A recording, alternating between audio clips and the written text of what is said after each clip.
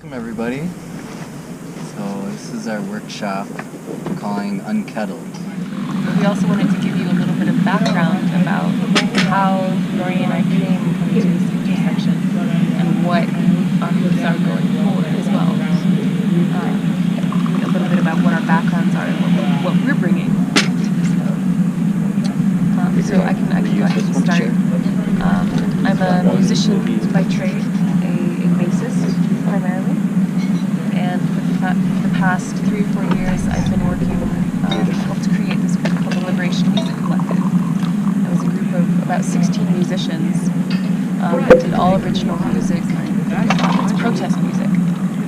And we released a couple albums and we did a lot of different live collaborations with different artists, but one of the most frustrating things for us was that we could go to, for example, the Center for Social Empowerment in Ferguson, Missouri, and be in community with those people in their church, in their stage, in a nice setup.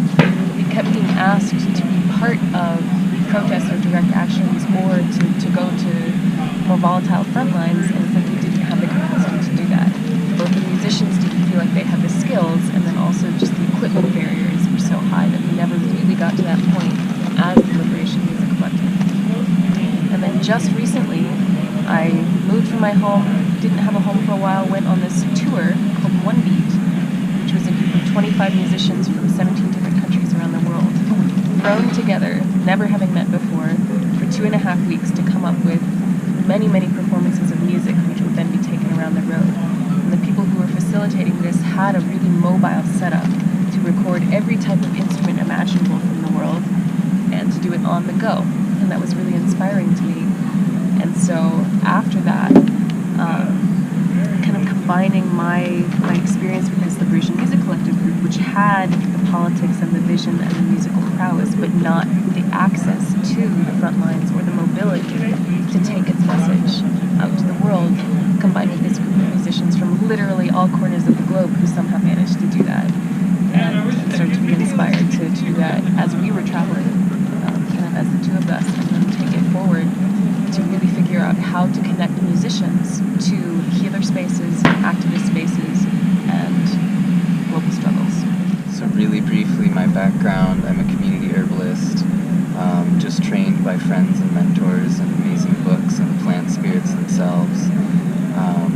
Everywhere I go, I try to tap into the local ecology and understand what's going on. We went out on a beautiful hike this morning and really got to know the sage here, spoke with the mesquite, and really understood seeing. I lived in Arizona for a few years before this, bringing it back to me, like how important it is to honor what's going on and where you are.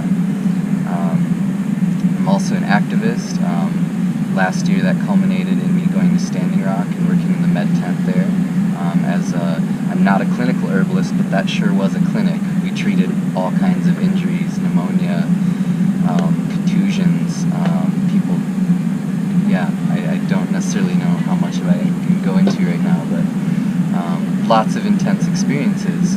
One thing I was incredibly inspired by was seeing herbalists step forward, this is our time, we can bring medicine to the masses, we can do it. So that's kind of how we've come here, how we're arriving here, and you're helping create where we go.